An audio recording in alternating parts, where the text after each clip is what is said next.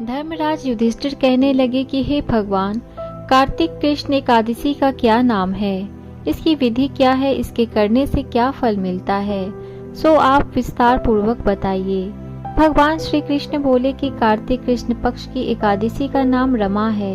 यह बड़े बड़े पापों का नाश करने वाली है। इसका महात्म्य मैं तुमसे कहता हूँ, ध्यान पूर्वक सुनो। हे राजन, प्राचीन काल में मुचुकुंद नाम का एक राजा था। उसकी इंद्र के साथ मित्रता थी और साथ ही यम, कुबेर, वरुण और विभीषण भी उसके मित्र थे। यह राजा बड़ा धर्मात्मा, विष्णु भक्त और न्याय के साथ राज करता था। उस राजा की एक कन्या थी जिसका नाम चंद्रभागा था। उस कन्या का विवाह चंद्रसेन के पुत्र शोभन के साथ हुआ था। एक समय वह शोभन ससुराल आया। उन्हीं दिनों जल्दी ही पुण्यदायिनी एकादशी रमा भी आने वाली थी। जब व्रत का दिन समीप आ गया तो चंद्रभागा के मन में अत्यंत सोच उत्पन्न हुआ कि मेरे पति अत्यंत दुर्बल हैं और मेरे पिता की आज्ञा अति कठोर है। दसवीं को राजा ने ढोल बजवाकर सारे राज्य में यह घोषणा करवा दी कि एकादशी को भोजन नहीं करना चाहिए। ढोल की घोषणा सुनते ही शोभन को अत्यंत चिंता हुई और अपनी पत्नी से कहा कि हे प्रिय, अब क्या करना चाहिए? मैं किसी प्रकार भी भूख सहन नहीं कर सकूंगा। ऐसा उपाय बतलाओ कि जिससे मेरे प्राण बच सके, अन्यथा मेरे प्राण अवश्य चले जाएंगे। चंद्रभागा कहने लगी कि हे स्वामी, मेरे पिता के राज में एकादशी के दिन कोई भी भोजन नहीं करता। हाथी, घोड़ा, ऊंट, बिल्ली, गौ आदि भी तृण, अन्न, जल आदि ग्रहण नहीं कर सकते। फिर मनुष्य का तो कहना ही क्या है। यदि आप भोजन करना चाहते हैं तो किसी दूसरे स्थान पर चले जाइए, क्योंकि यदि आप यहीं रहना चाहते हैं तो आपको अवश्य व्रत करना पड़ेगा। ऐसा सुनकर शोभन कहने लगा कि हे प्रिय, मैं अवश्य व्रत करूंगा। जो भाग्य में होगा वह देखा जाएगा। धर्मराज युधिष्ठिर द्वारा कार्तिक कृष्ण एकादशी का नाम, इसकी विधि, उसका फल कैसे मिलता है, यह विस्तार पूर्वक बताइए। ऐसा पूछने पर भगवान श्री कृष्ण बोले कि कार्तिक कृष्ण पक्ष की एकादशी का नाम रमा है। यह बड़े बड़े पापों का नाश करने वाली है। इस प्रकार से विचार कर शोभन ने व्रत रख लिया और वह भूख व प्यास से अत्यंत पीड़ित होने लगा।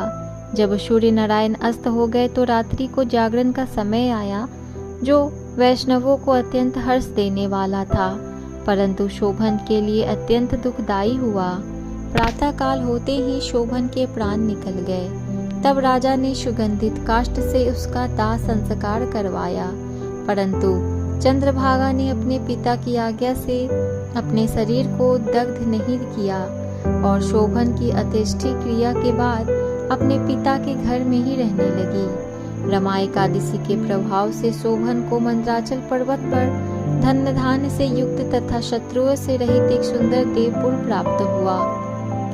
वह अत्यंत सुंदर रत्न और वैदुर्य मणि जटित स्वर्णों के खंभों पर निर्मित अनेक प्रकार के स्फटिक मणियों से सुशोभित भवन में बहुमूल्य वस्त्रभूषण तथा छत्र व चंवर से भूषित गंधर्व और अप्सराओं से युक्त सिंहासन पर आरूढ़ ऐसा शोभायमान होता था मानो दूसरा इंद्र विराजमान हो। एक समय मुचुकुंद नगर में रहने वाले एक सोम शर्मा नामक ब्राह्मण तीर्थ यात्रा करता हुआ घूमता घूमता उधर जा निकला और उसने शोभन को पहचान कर कि यह तो राजा का जमाई शोभन है, उसके निकट गया।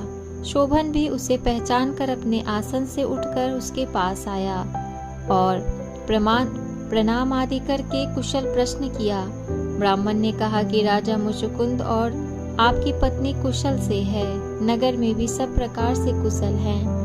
परंतु हे राजन, हमें आश्चर्य हो रहा है।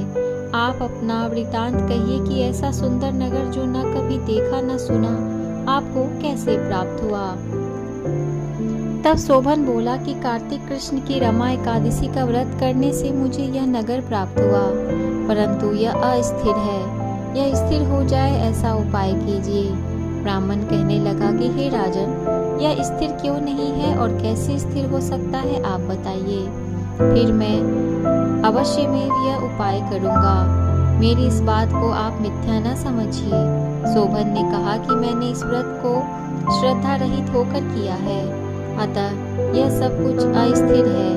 यदि आप मुचुकुंद की कन्या चंद्रभागा को यह सब वृतांत कहें तो यह स्थिर हो सकता है। ऐसा सुनकर उस श्रेष्ठ ब्राह्मण ने अपने नगर लौटकर चंद्रभागा से सब वृतांत कह सुनाया। ब्राह्मण के वचन सुनकर चंद्रभागा बड़ी प्रसन्नता से ब्राह्मण से कहने लगी कि हे ब्राह्मण, यह सब बातें आपने प्रत्यक्ष देखी है या स्वप्न की बातें कर रहे हैं। ब्राह्मण कहने लगा कि हे पुत्री, मैंने महावन में तुम्हारे पति को प्रत्यक्ष देखा है, साथ ही किसी से विजय न हो ऐसा देवताओं के नगर के समान उनका नगर भी देखा है।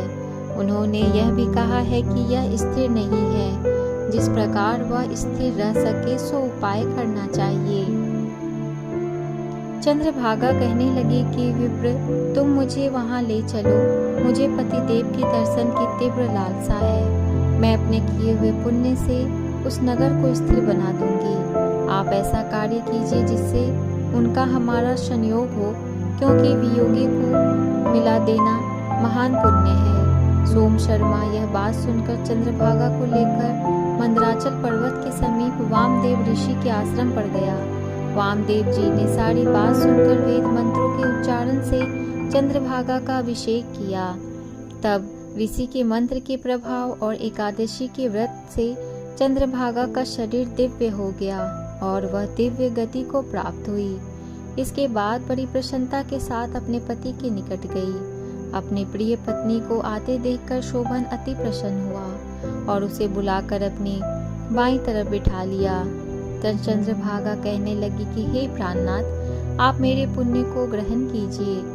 अपने पिता के घर जब मैं 8 वर्ष की थी, तब से विधि पूर्वक एकादशी के व्रत को श्रद्धा पूर्वक करती आ रही हूँ। इस पुण्य के प्रताप से आपका यह नगर स्थिर हो जाएगा तथा समस्त कर्मों से युक्त होकर प्रलय के अंत तक रहेगा। इस प्रकार चंद्रभागा ने दिव्य आभूषणों और वस्त्रों से सुसज्जित होकर अपने पति के साथ आनंद पूर्वक रहने लगी। हे राजन, यह मैंने रमा एकादशी का महात्म्य कहा है। जो मनुष्य इस व्रत को करते हैं उनके ब्रह्म हत्यादि समस्त पाप नष्ट हो जाते हैं। कृष्ण पक्ष और शुक्ल पक्ष दोनों की एकादशियां समान हैं, इनमें कोई भेदभाव नहीं है, दोनों समान फल देती है। जो मनुष्य इस महात्म्य को पढ़ते अथवा सुनते हैं वे समस्त पापों से छूटकर विष्णु लोक को प्राप्त होते हैं। दोस्तों, अगर आपको ये मेरी दी गई हुई जानकारी अच्छी लगी हो तो मेरी वीडियो को एक लाइक ज़रूर दें, अपने दोस्तों अपने परिवारों में ज़रूर शेयर करें। मैं इसी तरह की भक्तिपूर्ण वीडियो आप सभी के लिए लेकर अपने इस चैनल पर हमेशा आती रहती हूँ। धन्यवाद।